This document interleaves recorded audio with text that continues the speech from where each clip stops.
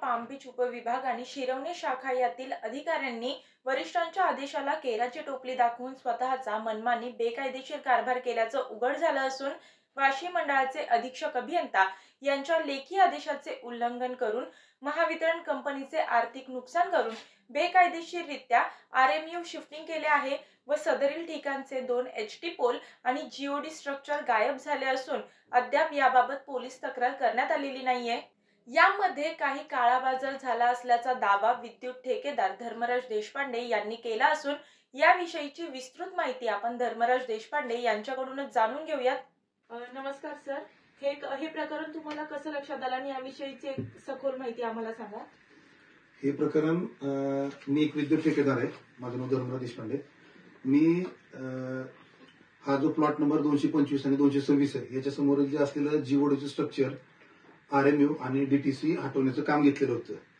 ते काम पूर्ण करता आलं नाही कारण की त्याच्यामध्ये मला महावितरणने भरपूर अटी टाकून दिलेल्या होत्या, त्यामुळे ते काम पूर्ण करता आलं नाही म्हणून मी ते काम सोडून दिलेलं।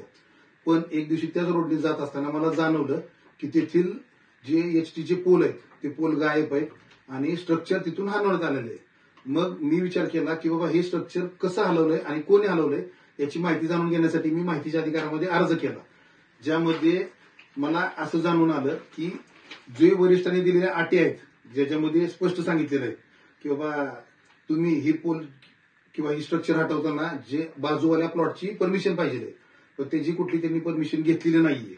विदाऊट परमिशन साहेबांची काय काळाबाजार झाला असेल आणि ती पोल तिथून गायब करण्यात आलेले आहेत, कारण की इस्टिमेट मध्ये फक्त आरएमयू हटवण्याचे आणि ट्रान्सफॉर्मर हटवण्याचे आदेश आहेत। जीओडीचं स्ट्रक्चर आणि एसटी पोल हटवण्याचे कोणतेही आदेश दिलेले नव्हते आणि ते पण आदेश अटी शर्ती टाकून दिलेले होते जे आरएमयू हटवण्याचे आहेत ते। तर म्हणून मी परत जाणून घेण्याचा प्रयत्न केला माहितीच्या अधिकारामध्ये की ते पोल कुणी हटवलेले आहेत। तर त्यासाठी मी महावितरणमध्ये अर्ज केला होता माहितीच्या अधिकारामध्ये, तर त्याच्यावरती मला असं उत्तर देण्यात आलं की ते पोल स्वच्छ मुंबई याच्या अंतर्गत महानगरपालिका सध्या हटवत आहे, तरी ते पोल त्यांनी हटवले असतील असं उत्तर मला देण्यात आलं पाम बीच उपविभागाकडून। तर मी ते पण जाणून घेण्यासाठी महानगरपालिकेला अर्ज केला माहितीच्या अधिकारामध्ये की बाबा त्यांनी मला तिथे असे प्लॉट नंबर 225 आणि 226 एमआयडीसी शिरवणे या ठिकाणचे जे 2 एचटीचे पोल व जीओडीचे स्ट्रक्चर आपण हलवलं का म्हणून। तर त्यांनी मला स्पष्टपणे लिहून दिलं, त्याच्यामध्ये तुम्ही पाहू शकता त्यांनी मला स्पष्ट लिहून दिलं त्याच्यामध्ये की सदरील ठिकाणीचे पोल अथवा जीओडीचे स्ट्रक्चर आम्ही कुठेही हलवलेलं नाही। याचाच अर्थ असा की सदरील ठिकाणचे एचटीचे पोल हे चोरीला गेलेले आहेत, म्हणजे सरकारी संपत्तीचं चोरी झालेली आहे। मग ती चोरी होताना त्याच्यामध्ये काही अधिकारी पण सामील आहेत का, कारण की इतक्या दिवस झाले तरी अजून त्याच्यावरती पोलीस कारवाई झालेली नाही किंवा पोलीस गुन्हा दाखल झालेला नाही। फौजदारी स्वरूपाचा गुन्हा दाखल व्हायला पाहिजे होता, तो पण झालेला नाही आणि वरिष्ठांच्या आदेशाचे उल्लंघन केल्यामुळं किंवा तरी म्हणजे वरिष्ठांच्या आदेशाचे उल्लंघन करून हे काम पूर्ण करण्यात आलेलं आहे। त्याची तक्रार मी वरिष्ठांना केली होती, सर्व तक्रार केली होती मी 17/12/2024 ला, पण त्याच्यावरती अजून मला काहीही उत्तर देण्यात आलेलं नाही। याचाच अर्थ मला असं वाटतं की वरिष्ठ पण याच्यामध्ये सामील आहेत किंवा वरिष्ठांचं पण यांना पाठबळ असावं म्हणून याच्यावरती कोणती कारवाई होत नाहीये। मग या पुढची प्रक्रिया तुम्ही काय करणार आहात?